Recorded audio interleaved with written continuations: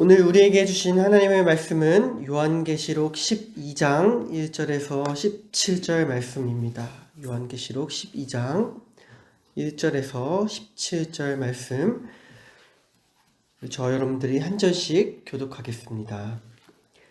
하늘에 큰 이적이 보이니 해를 옷 입은 한 여자가 있는데 그 발 아래에는 달이 있고 그 머리에는 12별의 관을 썼더라.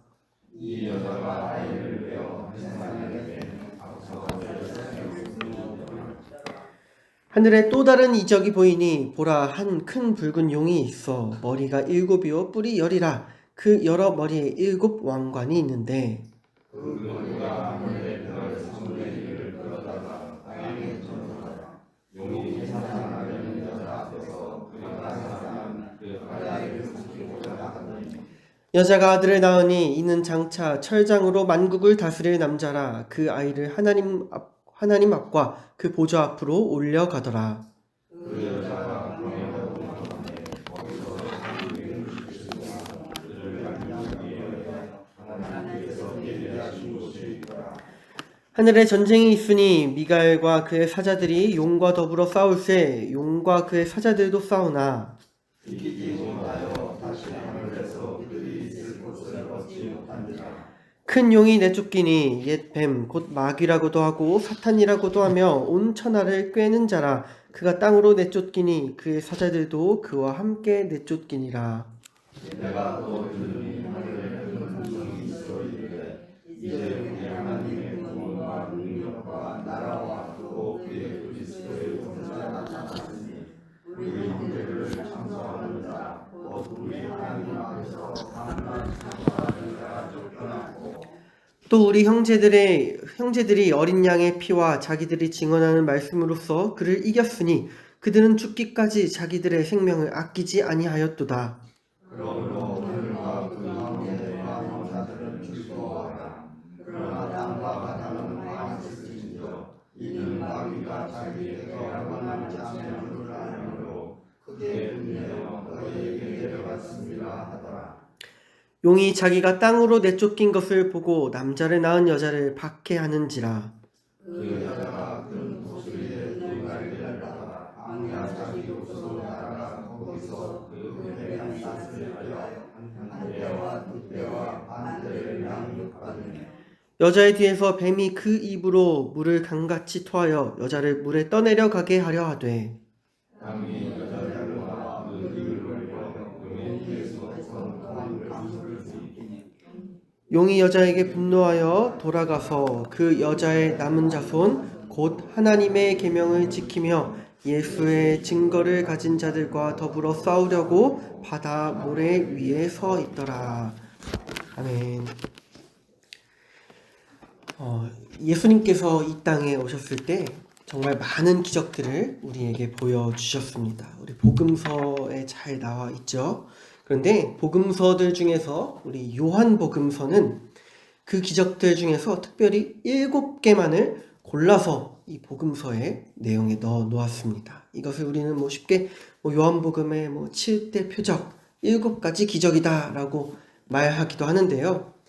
이 많은 행하신 기적들이 있음에도 요한이 이 7가지만 골라서 복음서에서 우리에게 보여주는 이유는 예수님께서 어떤 분이신지를 우리에게 잘 전달하기 위해서 7가지만을 특별히 택했기 때문입니다. 예를 들어서 요한복음에 나오는 마지막 기적, 7개 중에서 마지막 기적은 죽은 나사로를 살리신 기적입니다. 이것은 이 이야기를 통해서 예수님의 그 기적을 통해서 예수님께서는 부활이요 생명의 주가 되신다는 것을 가장 잘 보여주는 기적이기 때문에 그 예수님의 부활하심을 상징하고 우리에게 전하기 위해서 이 나사로를 살리신 이야기를 요한이 복음서에 넣었던 것입니다. 이처럼 사도 요한은 어떠한 기적, 다른 말로는 표적, 이적을 통해서 복음의 메시지를 전하는 방식을 주로 활용했던 것입니다. 이 같은 이제 요한이 쓴 우리가 함께 읽고 있는 계시록, 특히 오늘 본문에서도 사도 요한은 그러한 방식으로 우리에게 복음과 하나님의 뜻을 전하고 있습니다. 우리 오늘 본문에서는 이적이라고 표현이 되는데요. 우리 두 가지 이적이 있습니다. 한 가지 이적은 1절에 나오는 여자에 대한 이적이고, 또 다른 이적, 또 다른 표적은 3절부터 나오는 용입니다. 그러니까 오늘 본문은 여자와 용, 이 두 가지 표적을 통해서 우리에게 복음의 메시지를 전해주시는 것입니다. 그래서 우리 성경책에 이 12장에 붙은 소제목도 여자와 용입니다. 좀 더 이 여자와 용을 자세하게 표현하자면은, 여자는 이제 아이를 베고 해산하는 여자이고, 용은 그 여자를 공격하는 한 큰 붉은 용입니다. 이 여자와 용의 이야기는 어떻게 보면 함께 읽고 있는 이 요한계시록의 핵심적인 내용, 요한계시록의 주제라고도 볼 수 있습니다. 그런데 이 여자와 용의 이야기를 자칫 우리가 어렵게 바라본다면 도무지 무슨 말인지 이해할 수도 없고 왜 나오는지도 알 수 없는 그런 이야기가 될 수도 있습니다. 그저 무시무시한 그림이 그려지는 이야기로 끝나버릴 수도 있습니다. 하지만 사실 이야기는 매우 간단합니다. 먼저 아이를 낳는 여자가 있고, 그 여자와 아이를 공격하려는 용이 4번이나 실패하는 이야기가 오늘 본문의 전부입니다. 여자와 용, 그리고 용의 4번의 공격과 실패, 이렇게 이해하면 매우 간단한 것이 오늘의 본문이라고 할 수 있습니다. 우리 먼저 용의 4번의 공격이 어떻게 이루어졌냐 살펴보면, 먼저 용은 4절과 5절에서 첫 번째로 공격에 실패합니다. 4절에서 여자 앞에서 그가 해산하면 그 아이를 삼키고자 하나, 5절에서는 결국 아이는 하늘로 올라가고 6절에서 여자는 도망가 버립니다. 이것이 이제 첫 번째 공격과 실패고요. 두 번째 용의 공격은 7절부터입니다. 7절에서 용은 하늘에서도 전쟁을 벌입니다. 미가엘과 전쟁을 벌이지만 8절에서는 이기지 못했다 나오고 9절에서는 결국 쫓겨나게 됩니다. 두 번째로 실패한 것입니다. 또 중간에 이제 10절에서 12절은 용으로부터 승리한 영광을 찬양하는 부분이고요. 13절에서 용은 또 세 번째 공격을 펼칩니다. 남자를 낳은 여자를 박해하는지라. 하지만 14절에서 여자는 큰 독수리의 2 날개를 받아 뱀의 낯을 피합니다. 뱀과 용 같은 표현입니다. 이렇게 용은 세 번째 공격도 실패한 것입니다. 그리고 또 네 번째 공격으로 15절에서는 용이 이제 물을 강같이 토하여서 여자를 공격하지만, 또 16절에 나오죠. 16절, 땅이 여자를 도와 그 물을 삼켜내면서 용은 이제 네 번째 공격까지도 실패하게 됩니다. 이것이 오늘 본문에 나오는 이야기의 이제 간략한 내용인데, 이 여자와 용 두 표적 이야기를 읽었다면 그 다음에는 이제 우리가 요한복음을 읽을 때 7표적에 담긴 메시지를 이해하는 것처럼 이 두 표적, 여자와 용이 무엇을 의미하는지, 우리에게 무엇인지를 이해하는 것이 이제 필요합니다. 우리 그것을 이제 본문을 통해 살펴보자면, 먼저 1절에서 여자에 대해서 이렇게 나옵니다. 여자는 머리에 12별의 관을 썼다 라고 나와 있습니다. 우리 계시록에서 별은 교회, 하나님의 백성을 의미하는 표현으로 쓰입니다. 그러니까 이 12별, 12지파, 이스라엘을 의미하죠. 이 12별의 관을 쓴 여자는 교회이자 거룩한 하나님의 백성인 것입니다. 더 나아가서 이 거룩한 교회와 백성된 바로 우리를 뜻하는 것입니다. 그렇다면 이제 이 여자가 아이를 잉태하고 해산하는 것은 어떤 의미인가 자연스럽게 생각하게 됩니다. 이 아이를 잉태하고 해산하는 것은, 이것을 이해하는 데에는 성경 이사야서가 이사야가 우리에게 많은 도움을 줍니다.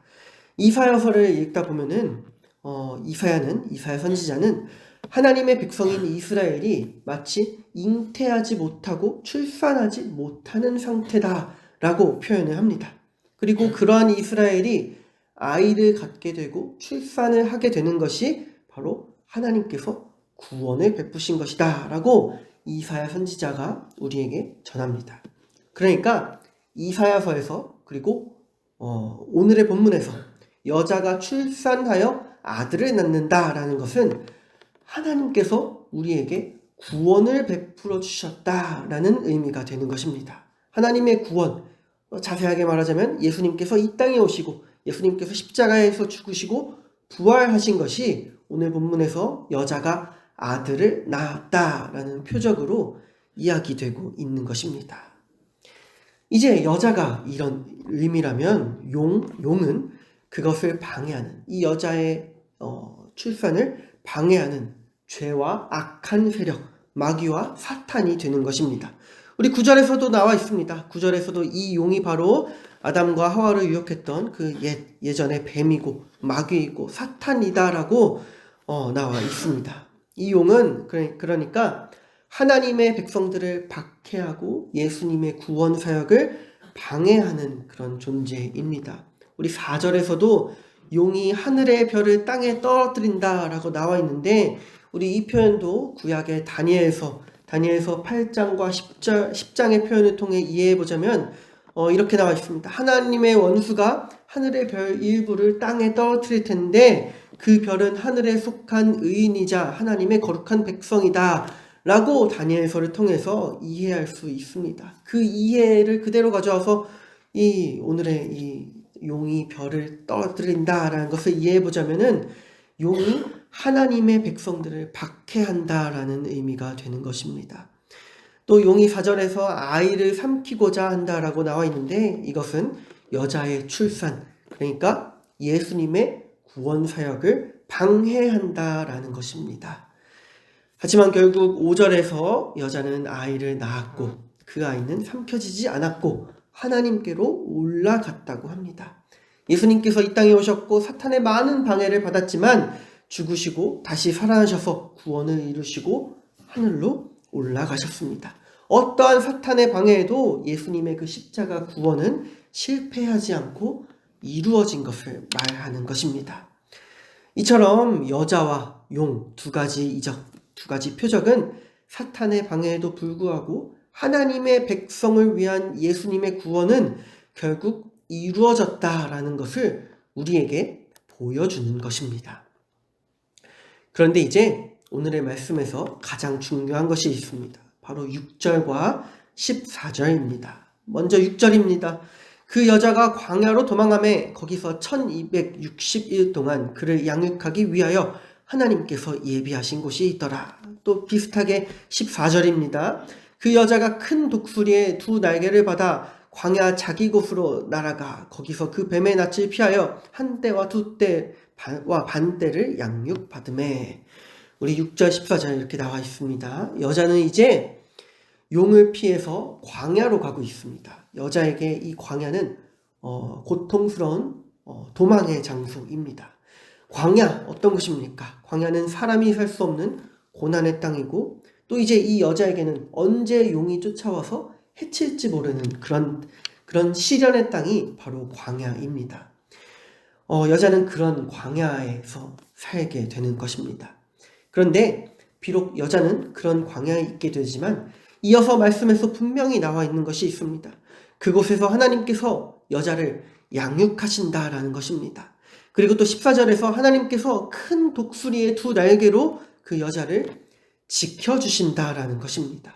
그러니까 광야는 이 여자에게 시련과 고난의 땅인 동시에 하나님께서 지켜주시고 양육해주시는 장소라는 것입니다. 우리 광야, 이스라엘 백성에게는 정말 광야가 그런 땅이었습니다. 광야는 사람이 결코 살 수 없는 곳이지만 수십만, 수백만이나 되는 이 출애굽 백성들을 하나님께서는 광야에서 40년 동안 함께 하시고 지켜주시면서 하나님의 거룩한 백성으로 양육시켜 주셨습니다. 우리 예수님에게도 광야는 그런 땅이었습니다. 예수님께서도 40일간 이 광야에서 40일 동안 마귀에게 시험 받으셨지만 마귀로부터 승리하신 곳이 바로 광야이고 광야에서 하나님을 만나기도 하고 천사들의 수종을 받기도 하시고 놀라운 일을 행하시기도 하신 곳이 바로 광야입니다. 여러분, 그리고 우리의 삶도 바로 이 광야를 살아가는 삶입니다. 예수님 다시 오실 날을 소망하는 우리의 삶이 바로 오늘 본문에 나오는 광야의 삶인 것입니다.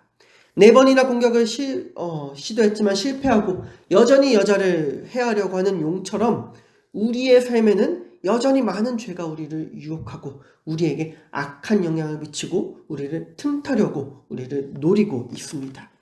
하지만 하나님께서는 이 광야, 죄가 우리를 틈타려고 하는 이 광야의 삶에서 분명히 우리를 양육하시고 독수리 날개와 같이 우리를 지켜주십니다. 우리의 삶은 이것을 믿으면서 믿음의 선한 싸움을 당당히 싸워나가기만 하면 되는 것입니다. 오늘 말씀에서 하나님은 분명하게 우리에게 보여주셨습니다. 오늘의 이야기를 머릿속으로 그려본다면 그저 크고 무시무시해 보이는 용이고 너무나도 무섭고 어두운 이야기 같지만 하나님께서 우리에게 이 이야기를 통해 분명히 보여주시는 것은 용은 단 한 번도 승리하지 못했다라는 것입니다. 오직 예수 그리스도만이 승리한다라는 것을 오늘 우리에게 보여주십니다. 오늘도 우리 죄가 아니라 오직 예수로 말미암아 승리하는 삶을 살아가기를 원합니다. 죄로부터 승리하며 영광스럽고 복된 삶을 살아가는 오늘의 삶 되기를 간절히 소망합니다. 기도하겠습니다. 하나님 아버지 감사합니다. 모든 죄를 이기신 예수님께서 우리와 함께 하시니 감사드립니다. 여전히 죄가 우리를 다스리는 것 같고 날마다 죄와 악함이 우리를 틈타려 하는 광야와 같은 삶을 살아가지만 이미 죄로부터 승리하신 예수 그리스도께서 우리를 붙들어 주시고 양육해 주시니 독수리와 같은 날개로 지켜주시니 감사드립니다. 우리는 죄를 이길 수 없기 때문에 사람이 살아갈 수 없는 광야를 살아가는 것과 같지만 오직 예수 그리스도 때문에 살아갈 수 있다는 것을 고백합니다. 오늘도 우리를 틈타려 하는 죄로부터, 오늘도 우리를 연약하게 만드는 악함으로부터 예수로 말미암아 승리하는 복된 삶을 살아가게 하여 주시옵소서. 오늘 또한 우리가 드리는 기도로 말미암아 더욱더 승리하고 복된 삶을 보내길 원합니다. 주님, 우리의 모든 기도를 들어주셨고 모든 것 주의 뜻대로 형통하게 인도하여 주시옵소서. 우리 주 예수 그리스도의 이름으로 기도드립니다. 아멘.